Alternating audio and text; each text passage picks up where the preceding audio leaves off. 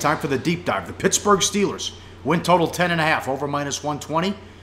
Last year 11-5 straight up, 9-6-1 ATS, 10-6 to the under. Mainstream stats: 23 takeaways, 18 giveaways, +5 turnover margin. The offense, 5.8 yards per play on offense, 4.3 yards per rush. That was average. So was 7.3 yards per pass. 21 sacks allowed, second best in the NFL. Only the Raiders had fewer. They are stacked on offense, Teddy. They certainly are. But when we look at the numbers from last year, they don't blow you away offensively.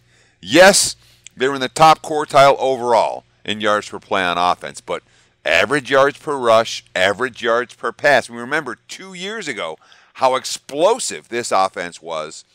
Last year, still a good offense, but not with that same big playability that we saw 2 years ago. And, of course, defensively, last year this team was nothing but average. 87.3 QB rating allowed. That was right near the league average. 38 sacks was good. That was in the top 10, but not one of the true elite pass rushing teams.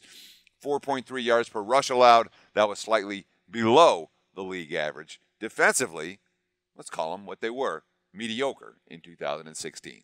Draft, they take T.J. Watt out of Wisconsin in the first round.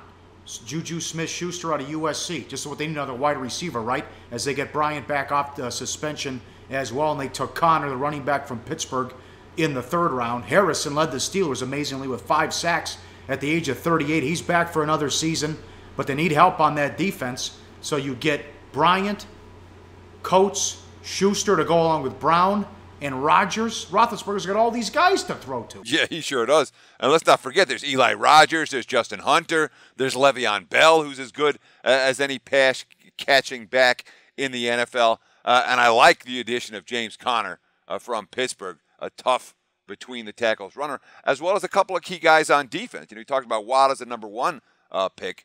Cameron Sutton, the cornerback out of Tennessee, he's got the potential to get a fair bit of playing time as a rookie. And, of course, let's not even worry too much about the defense just yet. Let's talk about this offense, an offense that didn't have all their big play weapons last year. Well, Big Ben's coming back, and basically when you're talking about big play weapons and quick strike guys, the Steelers are exceptional in that regard, and they're also exceptional when it comes to offensive line continuity, Pauly.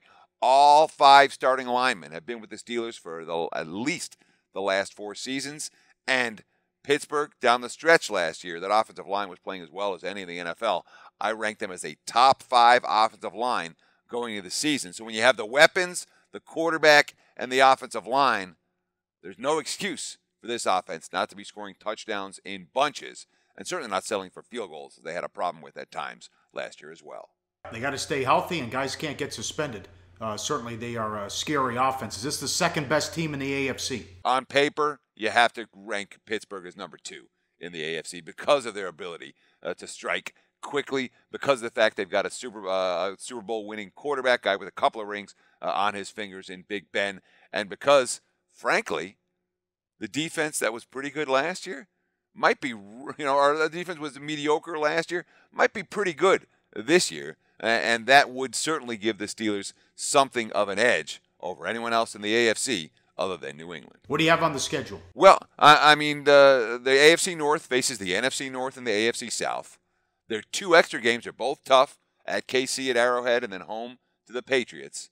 Last year, schedule slightly tougher than average. This year, pretty comparable. Right around the league average, a little bit tougher, but nothing to freak out about. Of course, it helps when you play the Browns and their 4.5 win total twice a year. And, of course, the TV networks, they're very interested in Pittsburgh this season because 6 of their last 7 games are either late games or prime time game. And the only exception is a 1 p.m. local start game against the Browns in Week 17, a game that Pittsburgh hopes to be resting starters in. They have a 4-game stretch where they play Thursday night, Sunday night, Monday night, and Sunday night again over a 4-week span. So certainly the TV networks, they have a vested interest in the Steelers' success because that late season stretch comes from, Week 11 through Week 16, where it's all late night or primetime games.